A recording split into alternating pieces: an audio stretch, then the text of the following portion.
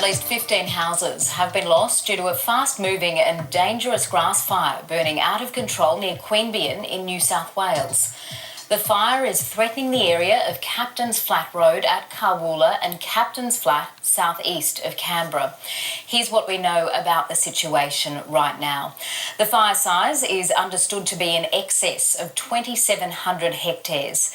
The New South Wales Rural Fire Service says easing winds have allowed some sections of the fire to be stopped by crews, but they don't expect to contain the overall fire until tomorrow. There are more than 30 tankers on the scene and at least half a dozen aircraft battling the blaze. One firefighter has been taken to hospital with burns. More than 100 fire-affected residents are expected to shelter tonight in the evacuation centres in Queanbeyan and Bungendore. Residents say this is the first time they've seen a fire like this in the area. Firefighters face their greatest test.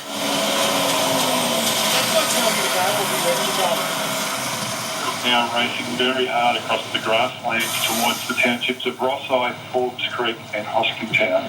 A wall of flames barrels towards them. And this is just one part of a blaze that's getting bigger. Operations have asked if you could link up with that strike team to assist with the direct attack in the open, over. As neighbours flee the inferno, extra crews race in. They attack from above too. Helicopters and a plane from Sydney dump water.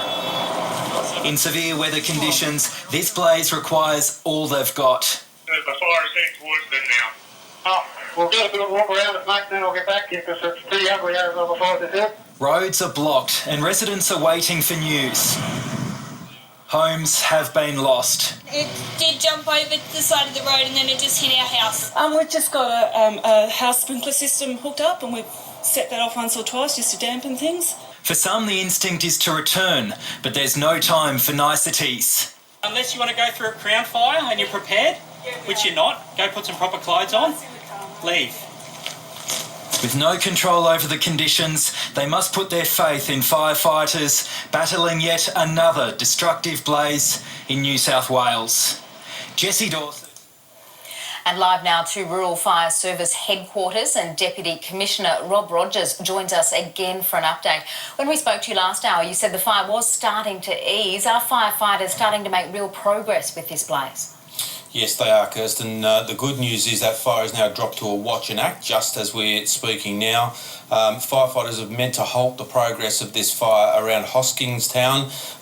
The aircraft before light managed to lay a lot of retardant down there, and firefighters have locked the head of the fire into that retardant.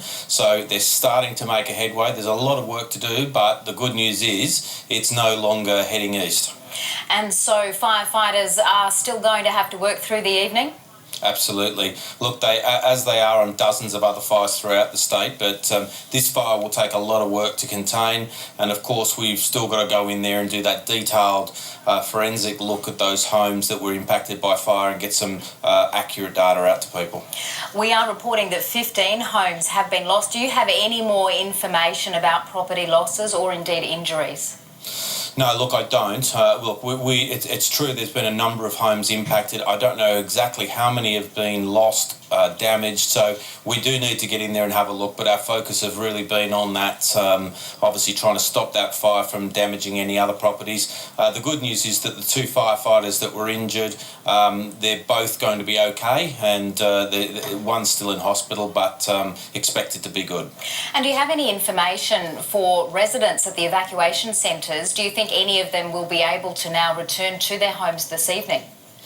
Look, obviously we'll be working hard for those people that are in areas that haven't been affected by fire directly but have been evacuated. We'll be working hard to get those people in as soon as we can back home, but we need to make sure it's safe. So there'll be some hours yet before people will be allowed back in. Now, as you said, firefighters are busy at work around the state of New South Wales this evening. Are there any other particular areas of concern?